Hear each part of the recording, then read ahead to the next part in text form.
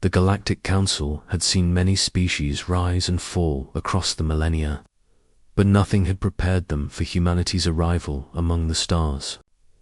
Carl Henderson stood in the sterile white corridor of Station Kepler 442, his worn leather jacket a stark contrast to the gleaming metal walls that hummed with alien technology.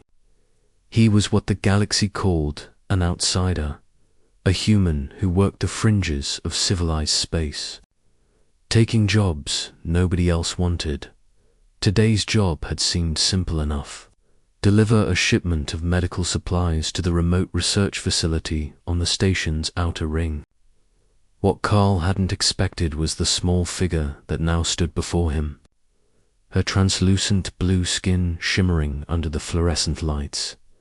She was Zenthari, perhaps 7 standard years old, with 3 delicate fingers on each hand and eyes like liquid silver that seemed to contain entire nebulae.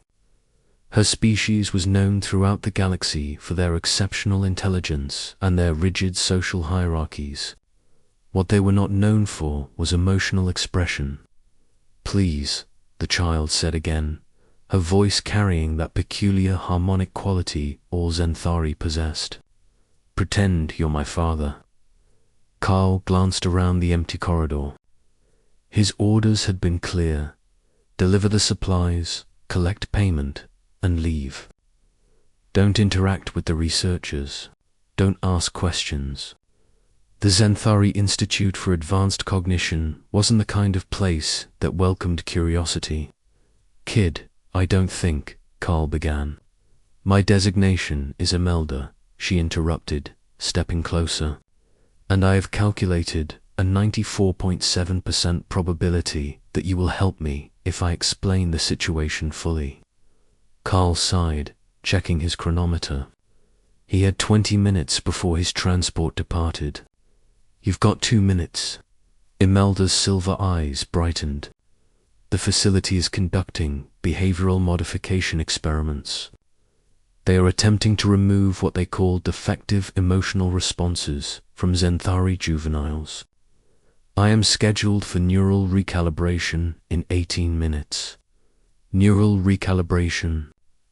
Carl's jaw tightened. He'd heard whispers about the Zenthari's methods, how they viewed emotions as inefficiencies to be corrected. "They will suppress my ability to feel," Imelda said simply. "I have been experiencing what humans call fear and sadness since my biological parents were terminated for ideological deviance.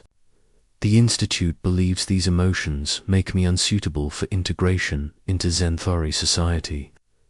Carl felt something cold settle in his stomach. The galaxy was full of horrors, but somehow the clinical way she described her own lobotomy made it worse. "And you want me to do what, exactly?" Zenthari family law contains a provision for paternal override.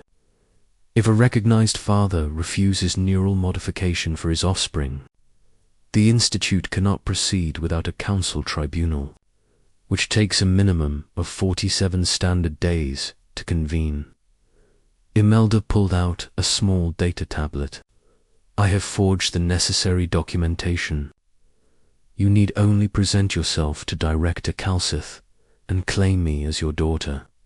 "That's insane," Carl muttered, even as he found himself taking the tablet. "They'll never believe a human is your father. The galaxy has never seen a human-Zenthari hybrid," Imelda countered, her logical mind racing through possibilities. "The absence of proof is not proof of impossibility. Additionally, humans are notorious for what other species call irrational compassion. Your reputation as an outsider who defies conventional wisdom will support the narrative." Carl looked at this strange, brilliant child who spoke like a computer but whose eyes betrayed genuine terror. Every instinct he had screamed at him to walk away. He thought of the mining colonies that wouldn't pay him, the merchants who'd cheated him, the 100 ways the galaxy had taught him that kindness was a liability. Then he thought of his own daughter, back on Earth. who he hadn't seen in 5 years because he'd been blacklisted for reporting illegal working conditions on a corporate freighter. The galaxy had rules, but those rules protected the powerful, not the innocent. "Where's this Director Calcith?" Carl asked. The shock on Director Calcith's face was worth every credit Carl would lose by missing his transport.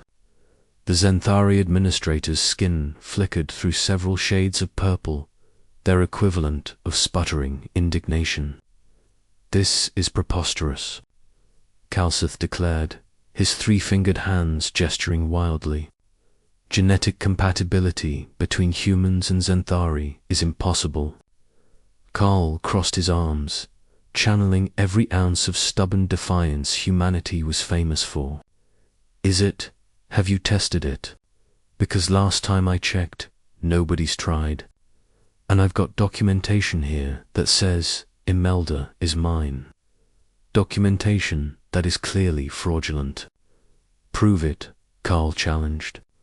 "File for a tribunal. Until then, Zenthari family law is clear.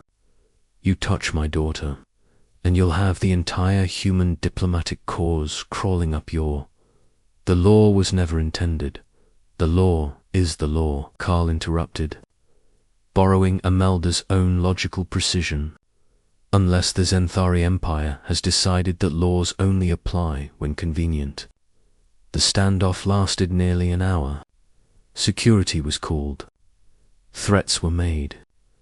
Carl stood his ground, with Imelda quietly holding his hand, a gesture that he realized was costing her considerable courage. Physical contact was considered crude among her people. Finally, Calcith relented, knowing that a tribunal would attract exactly the kind of scrutiny the Institute's questionable practices couldn't withstand. Carl was escorted from the facility with Imelda, who clutched a small bag containing everything she owned. As their shuttle departed station, Kepler 442, Imelda finally spoke. "You sacrificed your employment contract, your transportation, and potentially your safety for someone you just met. The decision was mathematically illogical." Carl smiled, watching the stars streak past. Kid Imelda humanity didn't conquer the stars by being logical. We did it by being too damn stubborn to know when to quit, and too stupid to stop caring about each other. Imelda's silver eyes studied him with newfound intensity. "Is that why the galaxy fears humans?" "They don't fear us because we're strong," Carl said quietly. "They fear us because we see someone in trouble, and our first instinct is to help. Consequences be damned." That kind of unpredictability terrifies people who've built their entire civilization on cold logic. For the first time since he'd met her, Imelda smiled a small, tentative expression that her species would have called defective. "Thank you, Father." Carl felt his throat tighten. "Yeah, well, don't make me regret this." But as he looked at this strange child who'd chosen emotion over efficiency, defiance over conformity, Carl knew he wouldn't regret it. Humanity's greatest strength had always been its refusal to abandon those who needed help, even when the entire galaxy said it was foolish, especially when the galaxy said it was foolish.